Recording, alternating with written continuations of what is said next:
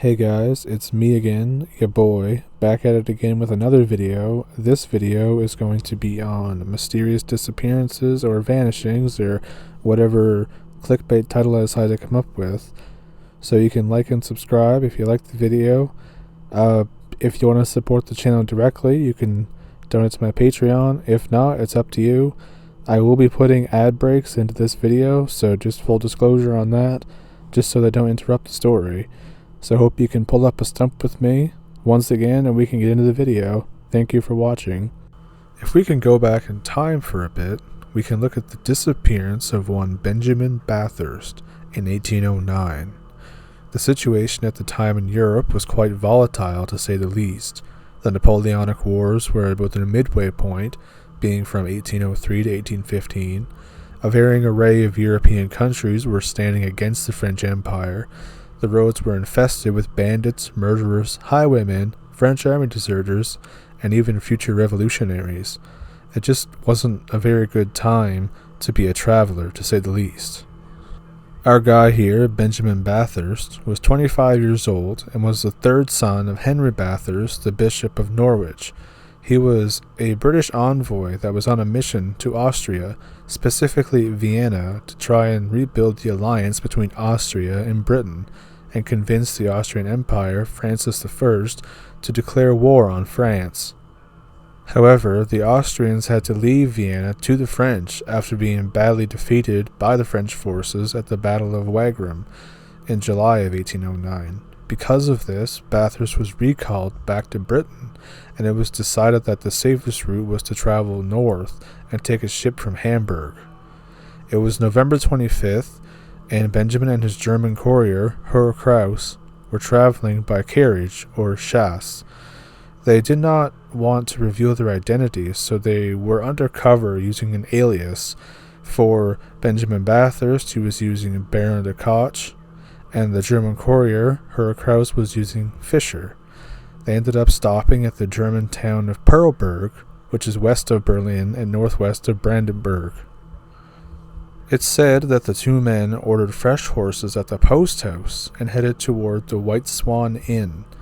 After eating an early dinner, Bathurst is said to have spent several hours writing in a small room that was set aside for him at the inn. Curiously, it's also said that he had burned several documents in the fireplace in the room as well. Their departure was delayed, and it was not until 9 or 10 o'clock that night that the horses were finally ready. Bathurst apparently hastily left the inn and forgot his coat, and was followed at a few meters' distance by Kraus. This is where things get a little weird and kind of bizarre. Benjamin went through the far side of the carriage and started to get in. A few seconds later, his assistant also went to get in the carriage on the same side, and Benjamin Bathurst had vanished. There was no sign of him. Kraus looked around frantically, and yet could find nothing, not a sign. He retraced his steps back to the inn, and a search party was formed. They searched for over an hour, but could not find a single trace of the man. The next day, on the 28th of November, authorities had arranged a house-to-house search. During this search, his coat was found in the possession of a family with the last name Schmid, the man who had worked at the stable and was initially implicated in the disappearance. However, it was later assumed that he had simply stolen the coat with the intention to sell it for a price later on. It wasn't until some months later that the British found out about the disappearance, as not much fanfare would have been raised about a merchant disappearing, such as they were disguised as. It was at first investigated by troops that he had disappeared out of his own accord, and the local river was dragged, but nothing was found. 2 women were scavenging in the woods and were said to have found his pants. The pants were said to have bullet holes through them, but supposedly after they had been removed from the body. Some parts of this story puts one in mind of a missing 411 case. There are various theories about what happened. He was murdered, or the people of the town were in on it and simply lied to officials. His wife had got to Perlberg and offered a sum of $500 for information on her husband, and this was foiled by people who gave disinformation in hopes to get a portion of the reward money. It was even taken straight to Napoleon, and he declared ignorance of the matter. It seems that there are many things that could have happened. Someone shedding their clothes can be a symptom of late-stage hypothermia, and it was November at the time, and it was at night, and it was probably cold. He also apparently left his coat behind. Why do you think he would do that? Why was he in such a haste to leave? Was he aware that he was being followed, possibly? Was he simply murdered and the body hidden? Given the nature of this channel, I will ask, did something supernatural happen? Did he just vanish into thin air? If so, where did he go? I've read stories about old towns and villages seemingly to have distortions and kind of slips in time and space, and one could simply fall in between the gaps. More importantly, what do you think happened to Benjamin Bathurst? Let me know down in the comments.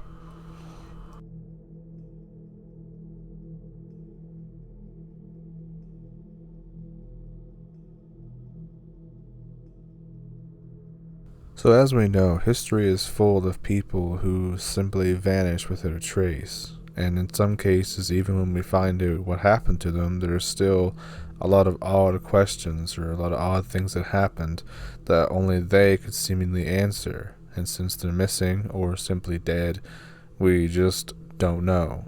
In the cases where they simply vanish, it seems that over time they kind of wander into the realm of the unexplained. And this case is, no different than that. This case is from the 1930s with the actor Connie Kent, or Ada Constance Kent, for those who might remember or know her. So back in the 1930s, Connie Kent was a pretty big star for her time. She was a British actress who had appeared in both stage and film productions under the stage name, I hope I'm saying this right, Vera Vercelli. Although she wasn't a worldwide sensation, especially by today's standards, she was fairly popular in Britain and her homeland, And after years of some amount of success, she decided to move out to a quaint cottage in the countryside of the English village of Finringo in Essex. Now, she started to become a rather reclusive, single, unmarried woman.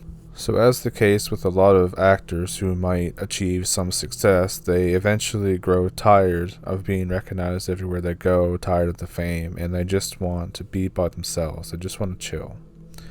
So she moved out to the English countryside in the village of Finringo, which is in Essex, and she had the intention on just being reclusive, so not talking to anybody. She would only ever go out to go to her favorite pub and to get her favorite cigarettes. The pub she used to go to was called the Whalebone Pub, and she would show up for a drink and to get her favorite cigarettes, like I mentioned. And then, one day in 1939, she showed up at the pub right on schedule and just left, and from there, she seemingly just walked off the face of the earth and completely vanished. Now, by this point, people who did know her and the owner of the pub said that there was nothing weird or odd about the last time she was ever there. She essentially just came in for her usual drink, got her cigarettes, and then she just left and no one ever saw her again. But since she was reclusive, it took some time for this to really kind of sink in that she was missing. The next time that she was, supposed to show up to the pub, she just didn't. And then she made no effort to contact a friend she had made, and people began to worry. Kent had been so reclusive that it took 3 months for anyone to fully grasp the fact that she had apparently dropped off the grid. So eventually, when the police were notified, they went over there to her secluded cottage to check things out. And when they arrived at the cottage, it was unlocked. The doors swung open to reveal the gloom within. On the kitchen table was a tray with a meal that had been laid out as if somebody was about to just walk through the door and start eating. There was even an open book next to a chair by the fireplace. The book was Romeo and Juliet. Her coat and all of her belongings were still there as well, completely untouched and in order as if she had never left. And you can imagine the police too feeling the weird feeling of going into somebody's house after they've gone missing and seeing that just nothing is out of order. Like, it looks like that they're still there. They're just like in a different room, and like you come in unannounced, and you just it's a weird feeling to be there. I know this because I've had to like move things out of a dead person's house, and it's just a weird feeling. Which I actually have a funny story about that in a minute after I finish this case. So the police noted that there was no sign of a break-in, there was no signs of a struggle, there was no signs of anything out of the ordinary. It seems that she had just not come back to her house and disappeared. It wasn't until 1942, so 3 years later, that somebody who knew her, and apparently a friend, his name was George Winkle. He broke into the abandoned cottage in a quest for answers for himself, but he didn't really find anything either. During this time, no one had heard from the missing former actress. The case would linger in limbo between no information, no leads, and probably going cold at this point, until April of 1949, when there was an anomaly, when suddenly there was a large deposit into her bank account. And this was followed by several more deposits, the last one being in September of that year, so September of 1942, and all of them were pretty hefty sums for the time. And after all those years of no word from Connie Kent at all, and then someone randomly does this, the police decided to go back to the abandoned cottage, and this is where things get a little strange. So the police entered the dwelling once more, not expecting to see much, but just like before. But they were surprised when they entered her bedroom to find a fully clothed skeleton in position next to the bed with an empty bottle marked poison.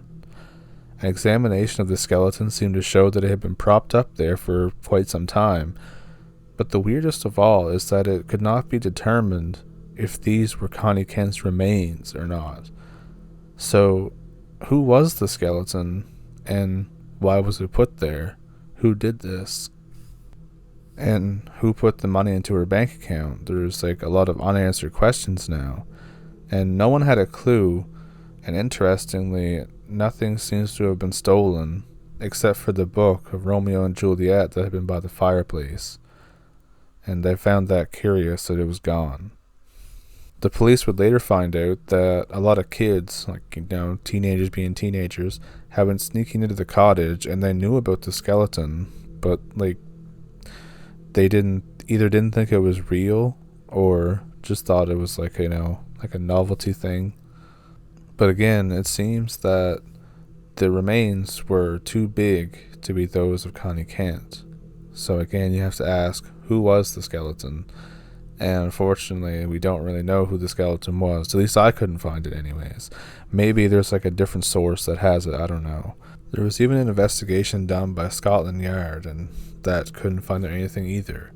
So to sum up, a semi-famous actress who had become reclusive just walked off the earth one day, and back at her cottage, nothing was out of place for years. Except one day, there was a random skeleton that appeared in her bedroom, but the skeleton wasn't of her. In fact, it was of a male. As we said, there were several large deposits into her bank account during this time.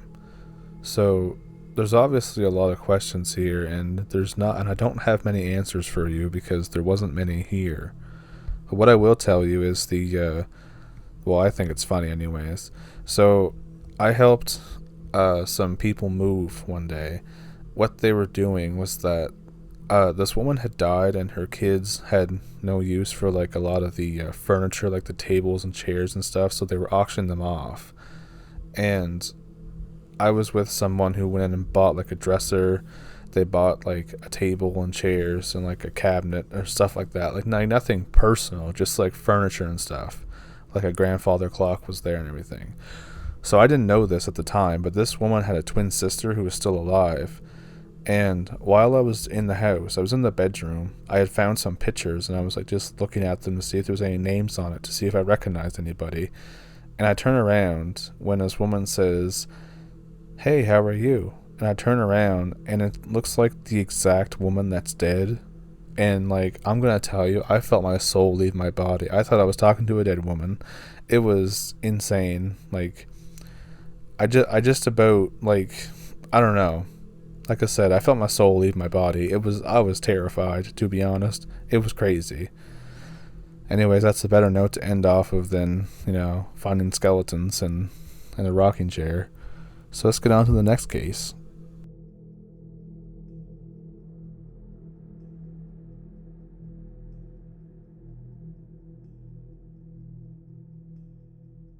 This is the case of Ruth Wilson of Surrey, which is in southeast England. Now, Ruth had a very kind of tough childhood. Her mother, Nesta, died when she was just a toddler. And although it had been a suicide, she grew up being told that it was an accident, that she had fallen down the stairs and broke her neck. Now, when she got to 16, she became suspicious of this story and started looking into her mother's death. And when she found out that it was suicide by hanging, this caused her to run away from home in a state of shock. She hid out at a friend's house in Benchworth, and as you can imagine, even though she was a very intelligent and bright student, she was never the same after this. And whether any of this would have to do with her strange disappearance or the strange events that we'll talk about in a second is still kind of unknown. On Saturday, November 25th of 1995, which was a month after her running away from home, things had began to settle down a bit, and it kind of started as a normal week for Ruth. She went to her part-time job at a music store in Dorking, and then went out to get something to eat with her ex-boyfriend, Will Kennedy, and another friend. This friend's name was Neil Phillipson, and during this time she was described as being in pretty good spirits and not demonstrating any particularly unusual behavior, although she would pay for their meals and give a cryptic statement that would not only have any impact until later, telling them that this meal would be something to remember her by, quotes. The next day, the 26th, she was also quite normal. She attended a local youth club and she went to handbell practice at her local church, and by all accounts, she seemed to be pretty relaxed at this time. However, on the 27th, she met up with her sister Jenny, with whom she was supposed to take the bus to school with, but at the last minute she changed her mind and decided not to get on the bus for reasons unknown. Jenny went without her, and later Kennedy would drive by and offer her a lift in his car, but she refused and said she would just see him at school. But she never got to school.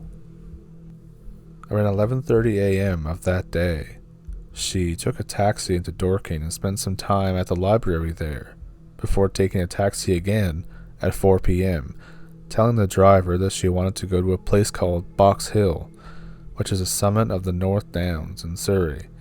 This spot overlooks the town of Dorking and is a popular spot to see the surrounding scenery. She instructed the taxi driver to leave her off near a pub called the Hand in Hand. The driver would later find it odd that after being dropped off, she just sort of stood there in the rain as if she was off in a daze or in a trance. He also found it strange that the woman was not dressed for a cold winter's night, but nevertheless, he set off about his business, not having the faintest idea that he would become the last person to officially see her alive. She would not come home that evening, and she wouldn't contact any friends, or not even any family. And when the next day came with still no sign of her, her parents reported her as missing.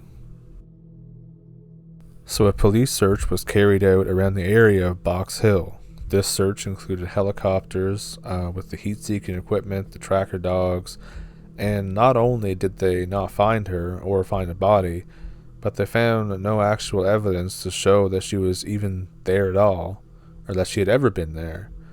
There was no sign that she had withdrawn any money from her bank account, or that she had called anyone. It was as if she had just suddenly evaporated, like the previous story. After some time passed, some odd clues began to pop up. It would turn out that on the day that she had disappeared, she purchased some flowers for her stepmother, and she requested that they not actually be delivered until the following week, but there was no note included with them. Why do you think she would do this? At some point as well, there were several notes in Ruth's handwriting found under a bush at the top edge of Benjaworth Quarry on Box Hill. They were addressed to friends and family, but the police never released just exactly what was in the notes. And interviews with her close friends also showed that Ruth had been expressing some unhappiness with her home life and shock at the news of the real death of her biological mother, which anybody could empathize with that. She had some slipping grades by this time, and she just was not in a very good spot at all, and she had talked about running away. And the fact that she was underdressed for the evening suggests that she might have been waiting for someone to pick her up. But if that were the case, where do you think she went? And why would she do this with no luggage and no money? Also, why would she go to Box Hill? Another idea was that she might have committed suicide, which is kind of what I thought happened when I first read about this woman here. But there was no body found, and there was the empty bottle of paracetamol tablets and half an empty bottle of vermouth. And I'm not entirely sure what those are, but if she was using them to try and commit suicide or something like that, then I assume that they're like a painkiller or something like that. However, there was also a theory that she had been murdered, or that she had suffered some tragic accident, but again, there was no real evidence to support any of these, and for the first bit, there was not even any evidence that she was at Box Hill to begin with. So, in the meantime, even as the case began to grow cold, sightings of Ruth began popping up all over the place. The missing woman was sighted on October 1st, 1996. Ruth was sighted on the outskirts of London, and there was also CCTV footage that turned out to apparently show her. On the CCTV footage, she was at a Dorking newsagent shop, which was 2 miles from Box Hill. The staff member at the shop would report that the woman had been very distressed when she had learned that one of the local papers had been sold out. After this, there were some sightings of Ruth all over England at the time, and there was even one as far away as Canada, but none of these really came to anything or developed any leads. In 2006, though, her father, Ruth Wilson, wrote an open letter to his still missing daughter, and this is an excerpt from the letter. "We still have the presents we bought you for Christmas in 1995. They're still in a drawer, waiting for you to come back. Though I expect your tastes have changed so much you'd probably laugh at the music and the clothes. Though the house is too large now and your sister Jenny has moved out, we can't bear to move. This is your home after all. Your disappearance is still a mystery. You were confident, independent-minded, and apart from the usual teenage frictions, seemed so happy at home. You can imagine our terror and how we searched month after month. I trawled London hoping against hope that I'd find you. We wondered if you had a secret, but your fill of facts revealed nothing. The police discovered you had visited Box Hill before, but I don't know why. There have been many false leads. Every time our spirits are raised, they're only dashed again. It's torture. Even now I found myself driving past bus stops and staring. Could that young woman, you're 27 now, be you?" And despite numerous appeals to the public for more information and several TV appearances, there's been no further clues nor no further leads as to what happened to Ruth Wilson. She's contacted no one, her bank account has remained untouched, and she has become one of the more kind of perplexing missing persons cases of recent times. Roxy Birch, a school friend of Ruth's, has said, "She couldn't drive as far as I am aware, and she didn't have a passport, so you have to ask yourself the question, where could she have disappeared to for 22 years? My belief is that she had planned to do something. I don't know whether that would be permanent or temporary, but I'd also like to believe that someone knows what happened." And it's worth noting that this case was made into a documentary called Vanished, the Surrey Schoolgirl in 2018. And I haven't seen the documentary. So maybe there's some things in that documentary that I've missed. Maybe there's some things about this case that I've missed. It's hard to say. Either way, it's a pretty tragic case, really. You have to wonder what was going through her mind during this time. Because, when under a lot of stress, or when people find out things like this, like these world-shattering things, they can do weird things. So, personally, I hope she didn't kill herself, for one thing. If she is alive, then I hope she's happy, either way. And if she's dead, well, it's a tragedy for sure.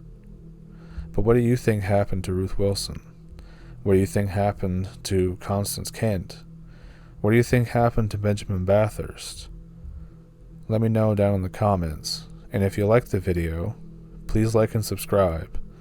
Maybe if you want to donate, you can donate to my Patreon. There's no obligation to do so. I just put it out there. If you're wondering where that money will go to, that money will probably go to me getting a new microphone, possibly a camera, and maybe a new laptop, because the one I have now is missing some keys, That just kind of happens. Anyways, I hope this video found you well. I hope you all are having a good time. Or if you're not having a good time, just know things will get better. I myself struggle with depression, so I identify with that last story. And yeah, I hope you all have a good night, and I hope that you all liked the video. Thank you for watching.